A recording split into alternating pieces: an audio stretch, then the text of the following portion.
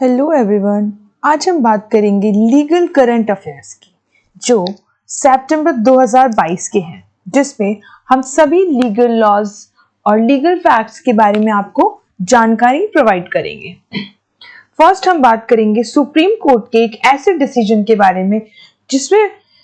Abortion को legal किया गया है। सुप्रीम कोर्ट के लेटेस्ट जजमेंट में ये बताया है कि अगर कोई भी women regardless of their marital status, it means married woman और unmarried woman दोनों के पास यह राइट है कि वह अपना सेफ और लीगल अबॉर्शन बिना किसी परमिशन के करा सकती है,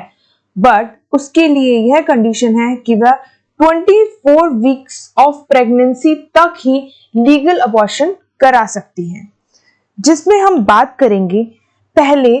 medical termination of pregnancy act 1971 की, जिसमें यह बताया गया है कि अगर कोई भी वुमेन अनमैरिड है तो उसके पास यह राइट नहीं है कि वह बिटवीन 20 to 24 वीक्स अपना अबॉर्शन करा सकती थी। लेकिन प्रेजेंटली सुप्रीम कोर्ट ने अपने एक जजमेंट में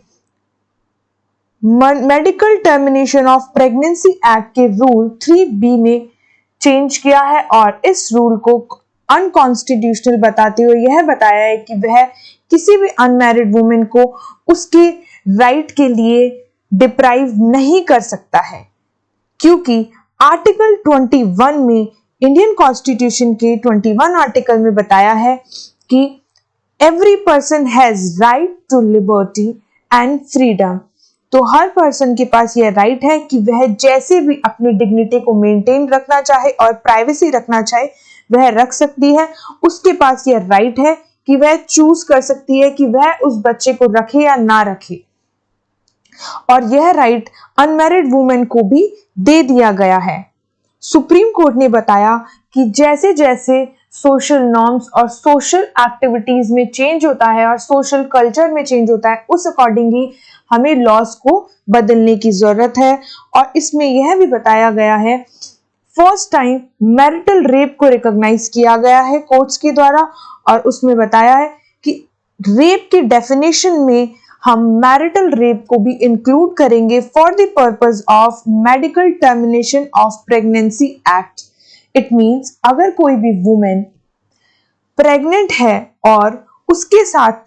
कोई भी मैरिटल रेप हुआ है, मतलब उसके हस्बैंड ने उसके साथ अगर रेप किया है जो विदाउट उसकी परमिशन के है, तो इस केस में उस वुमेन के पास यह राइट है कि वह उस बच्चे का अबॉर्शन करा सकती है अप टू 24 वीक्स। या फिर कोई भी ऐसी वुमेन है जिसके साथ अनकंसेंशुअल सेक्स हुआ है, वह उस बच्चे को 24 वीक्स तक अबॉर्ट करवा सकती है। इसके लिए उसे किसी भी एजेंसी या किसी भी अथॉरिटी से परमिशन लेने की जरूरत नहीं है, और किसी की भी परमिशन की जरूरत इसलिए नहीं है क्योंकि इसे कॉन्स्टिट्यूशन के फंडामेंटल राइट्स में इंक्लूड किया गया है। अब हम देखेंगे ऐसे ही दूसरे लॉज के बारे में जिसे सुप्रीम कोर्ट ने बताया। नेक्स्ट हम देखेंगे अटॉर्नी जनरल ऑफ इंडिया। तो आज अगर हम बात करें अटॉर्नी जनरल ऑफ इंडिया, तो presently R Venkataraman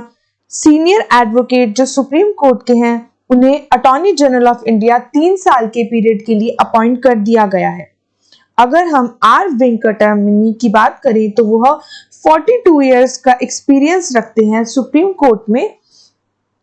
as a lawyer, और वह तमिलनाडु बार काउंसिल में एनरोल्ड हैं इन द ईयर 1977। अगर हम अटॉर्नी जनरल ऑफ इंडिया की बात करें तो इससे पहले मिस्टर के Venugopal attorney general of India थे। अटॉर्नी जनरल ऑफ इंडिया को कॉन्स्टिट्यूशन के आर्टिकल 76 में डिफाइन किया गया है, जहां बताया है कि वह इंडिया का हाईएस्ट लॉ ऑफिसर होता है और उसकी एलिजिबिलिटी सुप्रीम कोर्ट के जज बनने की क्वालिफिकेशन ही है।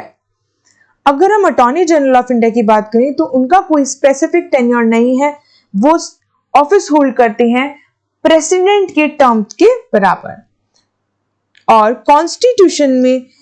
ऐसा कोई भी ग्राउंड स्पेसिफाई नहीं कर रखा है जो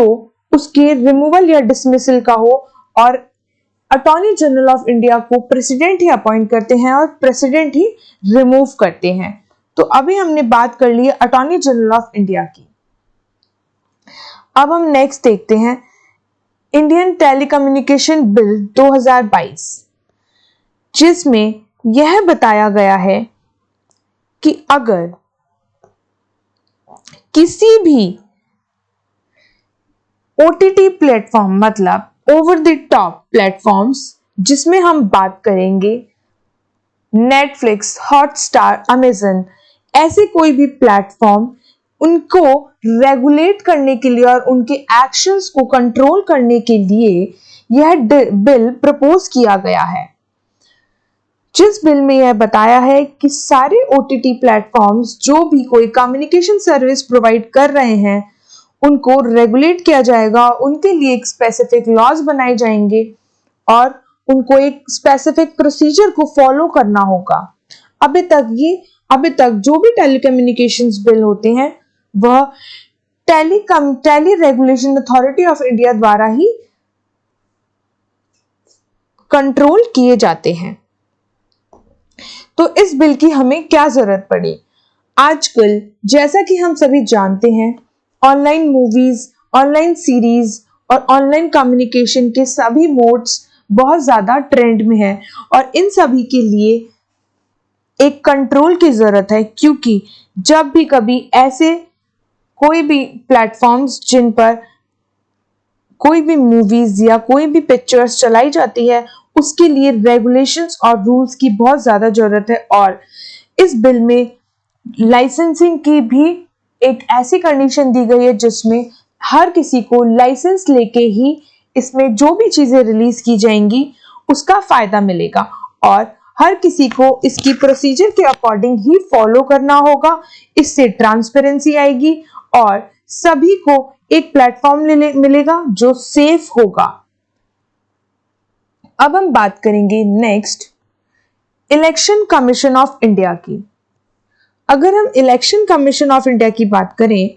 तो इलेक्शन कमीशन ऑफ इंडिया को ने एक रिटर्न में रिकमेंडेशन दी है कि वह पॉलिटिकल पार्टीज को जो भी डोनेशन दें, कोई भी पॉलिटिकल पार्टीज को अगर किसी भी तरीके की डोनेशन देती है तो उसके लिए एक रेस्ट्रिक्शंस इंपोज किया जाए, क्योंकि पॉलिटिकल पार्टीज बहुत ज्यादा फ्रॉड करती हैं और इसके लिए वह डोनेशंस लेती हैं और वह ब्लैक मनी को इंट्रोड्यूस कराती हैं इन द मार्केट। जिसमें हम बात करेंगे, अगर कोई भी, उन्होंने बहुत सारी ऐसी रिकमेंडेशन दी हैं जिसमें बताया है कि अगर 2000 से ऊपर कोई भी डोनेशन होता है तो उसको डिस्क्लोज करने की जरूरत है। अगर कैश में कोई भी डोनेशन दिया जाता है तो उसके लिए उनको अपने अकाउंट्स में मेंशन करना होगा और उसका टाइमली स्टेटमेंट का ऑडिट कराना होगा। सेपरेट अकाउंट बनाना होगा जिसमें इलेक्शन फाइनेंस किया जाए और अगर फॉरेन से कोई भी डोनेशन लिया जाता है तो उसके लिए एक ट्रांसपेरेंट प्रोसीजर होगा जिसको फॉलो किया जाना होगा और उसके लिए एक मैकेनिज्म दिया जाएगा। मैंडेटरी डिजिटल और चेक ट्रांजैक्शन किया जाए कि कैश ट्रांजैक्शन को बंद किया जाए। अगर हम इलेक्शन कमीशन ऑफ इंडिया की बात करें तो इलेक्शन कमीशन ऑफ इंडिया एक कॉन्स्टिट्यूशनल बॉडी है जिसे एस्टैब्लिश किया गया है इंडिया में इलेक्शंस को कंडक्ट करने को और रेगुलेट करने को। आर्टिकल 324 में बताया है कि इलेक्शन कमीशन के पास पावर है कि वह सभी इलेक्शंस को जो कि पार्लियामेंट में होते हैं, स्टेट लेजिस्लेचर में किए जाते हैं, प्रेसिडेंट के ऑफिस और वाइस प्रेसिडेंट के ऑफिस के लिए किए जाते हैं, उन सभी को रेगुलेट करती है और उन सभी को ऑर्गेनाइज करती है। इलेक्शन कमीशन ऑफ इंडिया एक कॉन्स्टिट्यूशनल बॉडी है। आगे हम बात करेंगे Karnataka protection of right to freedom of religion bill. तो ये बिल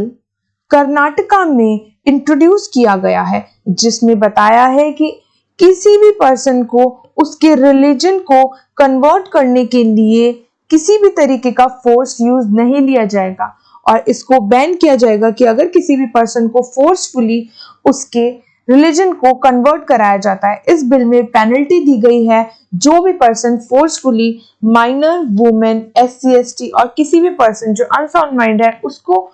फोर्सफुली कन्वर्ट, उनके किसी भी रिलीजन को कन्वर्ट करवाया जाता है। तो इस केस के लिए लेजिस्लेशन ने एक प्रायर रिकमेंडेशन तैयार की है जिसमें बताया है कि हर पर्सन के पास राइट है कि वह अपने रिलीजन को चूज करे और सभी पर्सन्स को इसके लिए एक अवेयरनेस प्रोग्राम चलाया जाएगा जिसमें सभी को यह बताया जाएगा कि every person has right to choose their religion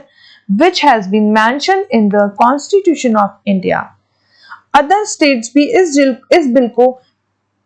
parliament में या अपने अपने स्टेट लेजिस्लेचर में पास कराने के लिए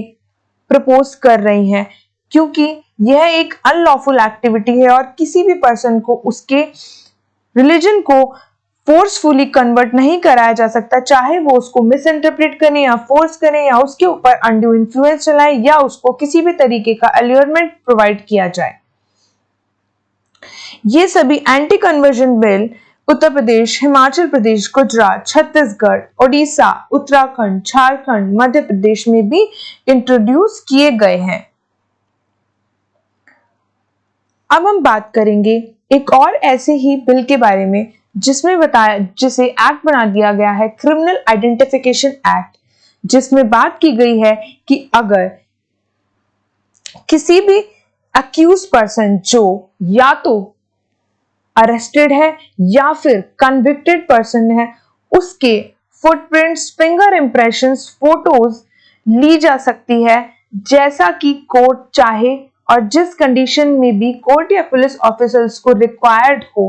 उनके फिजिकल और बायोलॉजिकल सैंपल्स लाइक रेटिना और आइरिस स्कैन का भी सैंपल ले सकती है। इसके लिए एक प्रोसीजर प्रोवाइड किया गया है जिस प्रोसीजर में बताया है कि अगर मेजरमेंट लेने के लिए कोई भी ऐसा एग्जामिनेशन किया जाए तो उसके लिए क्रिमिनल प्रोसीजर कोड 1974 में सेक्शन 53 और 53A को फॉलो किया जाएगा। NCRB ने बताया है कि हर स्टेट में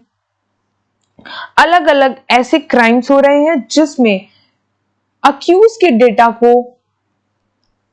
ढूंढने के लिए बहुत सारे ऐसे एक्टिविटीज या ऐसे एक्ट किए जाते हैं जिससे बहुत ज्यादा टाइम वेस्ट होता है। तो इन सभी डेटा को एक जगह प्रोटेक्ट करने के लिए यह बिल इंट्रोड्यूस किया था, जिससे अगर कोई भी अरेस्टेड पर्सन कहीं पे भी ऐसा कोई क्राइम करता है तो उसके डेटा को एक जगह इकट्ठा करके इजीली ट्रैक किया जा सकता है और ये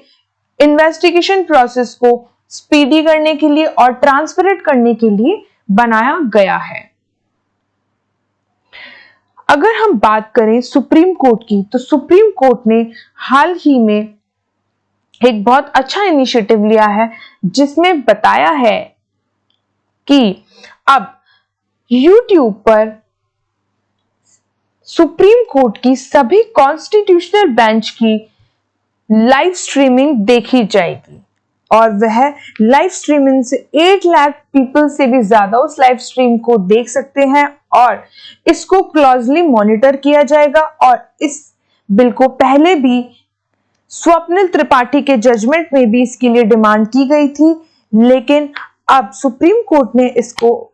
इनेबल कर दिया है और ये हर पर्सन के फंडामेंटल राइट को प्रोटेक्ट करता है। अगर आर्टिकल 21 की बात करें तो जहां पे right to life and personal liberty की बात की गई है, वहां पे ये भी बताया गया है कि live telecast of court proceeding